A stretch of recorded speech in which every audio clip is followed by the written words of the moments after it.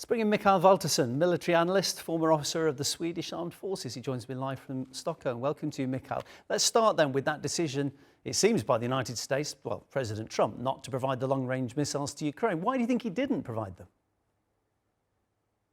Well, he had a conversation with Putin, and Trump usually adapts to the last person he is talking with. And Putin probably convinced him that it would be seen by Russia as an escalation and would result in escalation from the Russian side.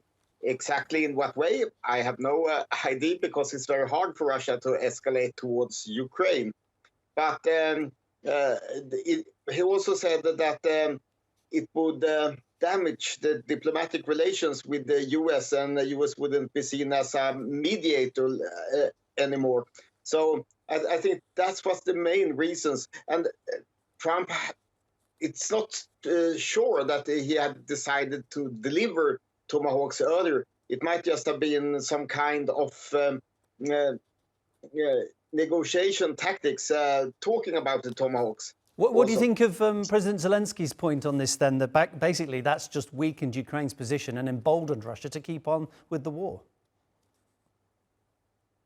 Well, of course, if missiles were on their way, Russia would be more interested in talking with the US, and also more prone to some sort of compromise. But the Tomahawks missiles wouldn't be a game changer. There have been many different weapon systems delivered that has been said to be game changers, and nothing has happened. It would, of course, make things more difficult for Russia.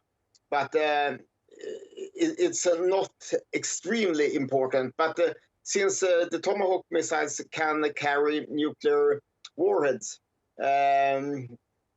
Russia would be hard-pressed if Ukraine somehow could maybe produce a dirty bomb. But I don't believe that they would use it, because then Russia would have a free hand to answer with nuclear weapons towards Ukraine.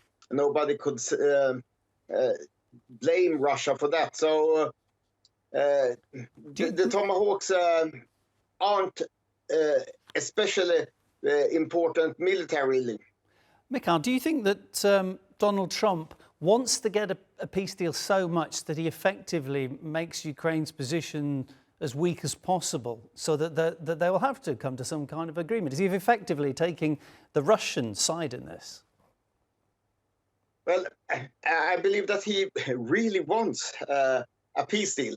And for him, it's not so interesting who gains from it. So that's a yes then?